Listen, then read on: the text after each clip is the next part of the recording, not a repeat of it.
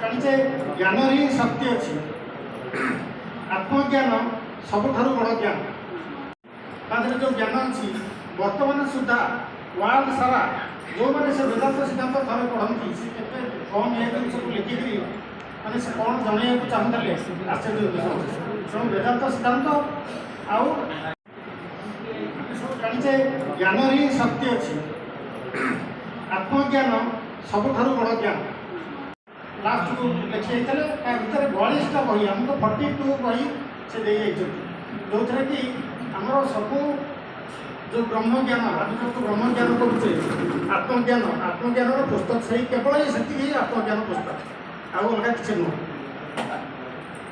ତାପରେ ପତ୍ରିକା ଭିତରେ ଜ୍ଞାନଶକ୍ତି ପତ୍ରିକା ଆରମ୍ଭ କରିଥିଲେ 1913-14ରେ ଜ୍ଞାନଶକ୍ତି ନାମକ ସନ୍ ଆରମ୍ଭ କରିଥିଲେ। ସେ ତାଙ୍କ ପ୍ରେସ୍ ବି ଆମେ ଦେଖି ଆସୁଛୁ, ଗୋରଖପୁରରେ ତାଙ୍କ ପ୍ରେସ୍ ବି ସେଇ 50 ସେ ପ୍ରେସ୍ ଚିହ୍ନ ରହିଛି।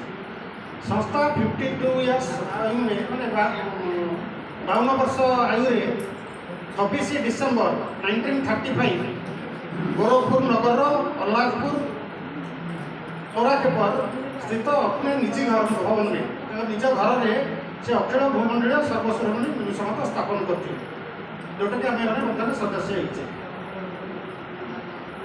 से गृहस्थ थे,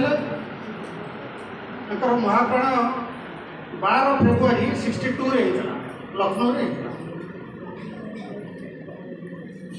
मुनि समाज की स्थापना से कहले पंडित शिव कुमार शास्त्री, ना था पंडित शिव कुमार शास्त्री। से बहुत कम एज रु आध्यात्मवादी ये जो मजहबी संसार को छाड़ी से ज्ञान पथर आगे जाते। 11 वर्ष बही लिखिले सब कले। तेणु से सुगुंदीकर आज तेणु आम समस्ते समस्ते जानी आम समस्ते प्राय मुनि जिते जन अच्छा समस्ते तो मुनि समाज सदस्य तो किए ना